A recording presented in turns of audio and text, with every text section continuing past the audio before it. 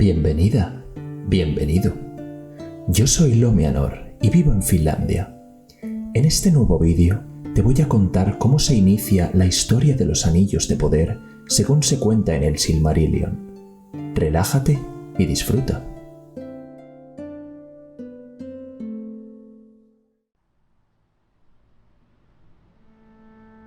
Desde tiempos remotos fue Sauron el Maya, a quien los Sindar en Beleriand llamaron Gorthaur. En el principio de Arda, Melkor lo sedujo ganándolo como aliado, y llegó a convertirse en el más grande y el más seguro de los servidores del enemigo, y en el más peligroso, porque podía asumir distintas formas, y durante mucho tiempo, si así lo quería, podía parecer hermoso y noble, de modo que era capaz de engañar a todos, salvo a los más precavidos. Cuando Zangorodrim fue destruida y Morgoth vencido, Sauron se atavió otra vez con lúcidos colores, prometió obediencia a Eonwe, el heraldo de Manwë, y abjuró de todo el mal que había hecho.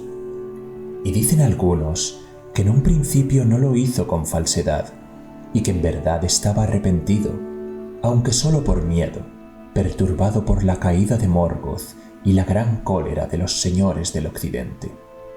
Pero Eonwe no tenía poder para perdonar a quienes eran sus pares, y mandó a Sauron que volviera a Aman para ser allí juzgado por Manwë.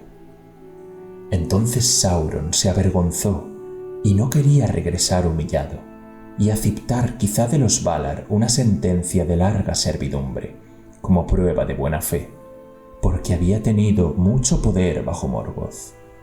Por tanto, cuando Eonwe partió, él se escondió en la Tierra Media y recayó en el mal, porque las ligaduras con que Morgoth lo había atado eran muy fuertes. Al ver la desolación del mundo, Sauron se dijo que los Valar, después de haber derrocado a Morgoth, habían olvidado otra vez la Tierra Media, y su orgullo creció deprisa. Miraba con odio a los Eldar y temía a los hombres de Númenor que volvían a veces en sus barcos a las costas de la Tierra Media, pero por mucho tiempo disimuló sus pensamientos y ocultó los oscuros designios que estaba tramando. De todos los pueblos de la tierra, el más fácil de gobernar le pareció el de los hombres, pero durante mucho tiempo trató de persuadir a los elfos para que lo sirviesen, pues sabía que los primeros nacidos eran los que tenían mayor poder, y fue de un lado a otro entre ellos, y tenía el aspecto de alguien que es a la vez hermoso y sabio. Solo a Lindon no fue, porque Gil-galad y Elrond dudaban de él y de su hermoso aspecto, y aunque no sabían bien quién era, no quisieron admitirlo en el país. Pero en otros sitios los elfos lo recibieron de buen grado, y pocos de entre ellos escucharon a los mensajeros que llegaban de Lindon y les aconsejaban precaución, porque Sauron se dio a sí mismo el nombre de Anatar, el Señor de los Dones, y ellos recibieron en un principio múltiples beneficios de su amistad. Y él les decía: «Ay de la debilidad de los grandes, porque poderoso rey es Gil-galad, y sabio en toda ciencia es el joven Elrond. Y no obstante, no me ayudan en mis trabajos. ¿Es posible que no quieran ver que otras tierras sean tan benditas como las suyas? Pero, ¿por qué la Tierra Media ha de seguir siendo desolada y oscura cuando los elfos podrían volverla tan hermosa como Eresia, más aún como Valinor? Y como no habéis vuelto allí, ¿cómo podríais haberlo hecho? Veo que amáis a la Tierra Media como yo la amo. ¿No es, pues, nuestra misión trabajar juntos para enriquecerla y para elevar a todos los linajes élficos que yerran aquí, ignorantes a esa cima de poder y conocimiento a que han llegado los de más allá del mar?» Era en Eregion donde los consejos de Sauron se recibían con mayor complacencia, porque en esa tierra los Noldor deseaban acrecentar cada vez más la ingeniosidad y la sutileza de sus obras. Además, no tenían paz en el corazón desde que se negaron a volver al occidente, y a la vez querían permanecer en la Tierra Media, a la que amaban en verdad, y gozar de la beatitud de los que habían partido. Por tanto, escucharon a Sauron y aprendieron de él muchas cosas, pues tenía grandes conocimientos.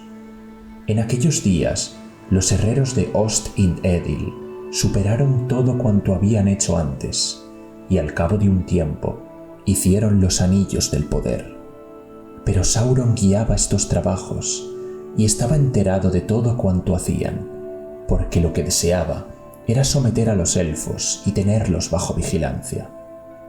Ahora bien, los elfos hicieron muchos anillos, pero Sauron hizo en secreto un anillo único para gobernar a todos los otros, cuyos poderes estarían atados a él, sujetos por completo a él, y durarían mientras él durase.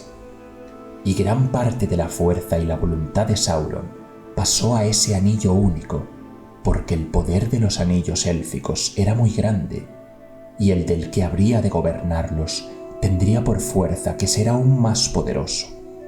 Y Sauron lo forjó en la montaña de fuego, en la tierra de la sombra. Y mientras llevaba el anillo único, era capaz de ver todo lo que se hacía por medio de los anillos menores, y podía leer y gobernar los pensamientos mismos de quienes los llevaban. Pero no era tan fácil atrapar a los elfos. No bien Sauron se puso el anillo único en el dedo, se dieron cuenta y supieron quién era, y que quería adueñarse de todos ellos y de todo cuanto hiciesen. Entonces, con enfado y temor, se quitaron los anillos. Pero él, al ver que lo habían descubierto y que los elfos no habían sido engañados, sintió gran cólera y los enfrentó exigiéndoles que le entregaran todos los anillos, pues los herreros elfos no podrían haberlos forjado sin la ciencia y el consejo con que él los había asistido. Pero los elfos huyeron de él.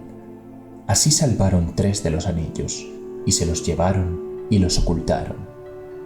Ahora bien, eran esos 3 los últimos que se habían hecho y los que tenían más grande poder. Narya, Nenya y Vilya se llamaban, los anillos del fuego y del agua y del aire, que tenían engarzados un rubí y un diamante y un zafiro, y eran de todos los anillos élficos los que Sauron más deseaba, pues quienes los poseyeran podrían evitar el deterioro y demorar la fatiga del mundo. Pero Sauron nunca los encontró, porque fueron dados a los sabios, que los ocultaron y nunca más se los pusieron a la luz, en tanto Sauron tuviera el anillo regente. De ese modo, los 3 permanecieron incólumes, pues habían sido forjados por Celebrimbor tan solo, y la mano de Sauron no los había tocado. No obstante, también estaban sometidos al único.